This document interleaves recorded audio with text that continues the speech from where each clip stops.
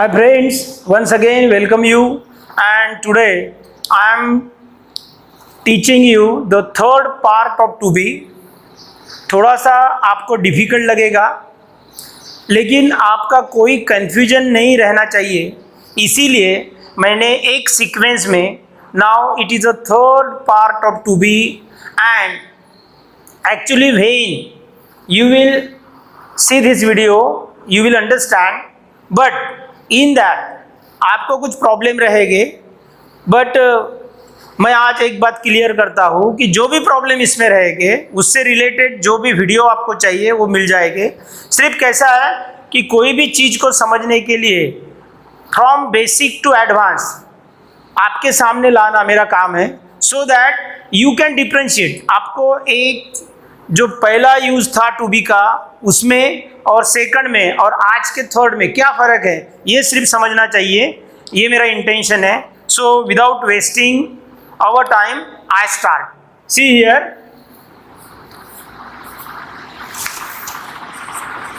Use of to be in passive voice.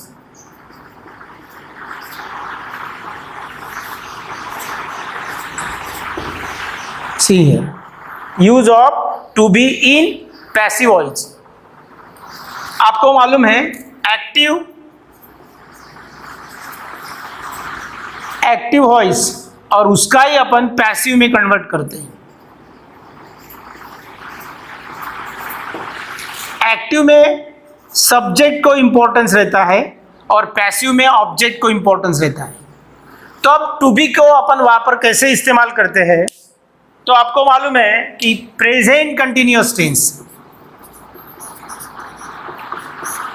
और past continuous tense और future continuous tense, इसमें आपको इसका यूज कैसे किया जाता है ये मैंने पढ़ाया, लेकिन वहाँ पर आपको V4 लेना पड़ता। लेकिन यहाँ पर जैसे मैंने अगर आई राइट अ लेटर ये सेंटेंस मैंने लिखा, अब मैंने ये अ लेटर को मैंने पहले लिया, a letter is written by me. Now here just आपको सिर्फ मैं बता रहा हूं, when I will teach you active voice and passive voice then you will learn that, but you have to keep here one thing in mind. यहाँ पर आपको एक बात ख्याल में रखनी है कि यहाँ पर मैंने इज क्यों लिया और ये सेंटेंस में व्हाट इज द डिफरेंस। मैं उसे खत लिखता हूँ, खत मेरी तरफ से उसे लिखा जाता है। Sentences, both sentences are different in pattern, construction में फर्क है। यहाँ पर मैंने खुद को इंपॉर्टेंस दिया, यहाँ पर मैंने ऑब्जेक्ट को इंपॉर्टेंस दिया। तो मुझे सिर्फ आपको ये बताना है कि while converting simple present tense या present continuous tense we use to be. Present simple present tense को पैसिव करते वक्त मैंने यहाँ पर इज लिया। अगर यहाँ पर अ लेटर की जगह टू लेटर्स रहते थे तो मैं यहाँ पर आर लेता था। कीप दिस इन माइंड, वो सेम है singular number and plural number. अब आपको मालूम है यही सेंटेंस को अगर मैं I am writing a letter, अब ये प्रेजेंट कंटिन्यूअस में है, इसको मुझे और पैसिव में बनाना है तो वो रहेगा a letter is being written by me. यहाँ पर मैंने इज के बाद बीइंग को लिया टू इंडिकेट कंटिन्यूअस एक्शन। तो जैसे मैंने ये प्रेजेंट में किया same will take place in past.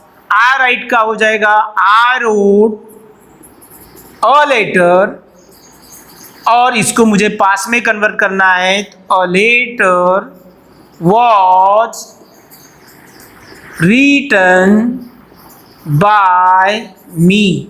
यहाँ पर मैंने वॉज लिया। वंस अगेन सेम, अगर टू लेटर्स है तो मुझे वह लेना पड़ेगा, और अगर फ्यूचर में I shall be writing a letter, इसको पीवी में कन्वर्ट नहीं किया जाता है. That is the rules and regulation of English. In this way here I have use to be in present tense, past tense, in passive. But when I will teach you passive voice, then you will very well understand how to use to be. So आपको अभी ख्याल में रखना है to be के 3 uses है. पहला मैंने पढ़ाया, दूसरा भी मैंने पढ़ाया और आज मैंने आपको तीसरा भी पढ़ाया.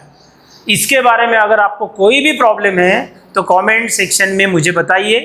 आई will try my level best to satisfy you. और अगर आपको मेरी टीचिंग पसंद है तो शेयर कीजिए, लाइक कीजिए, so that I will get motivation and I will be ready with new more videos. So धन्यवाद.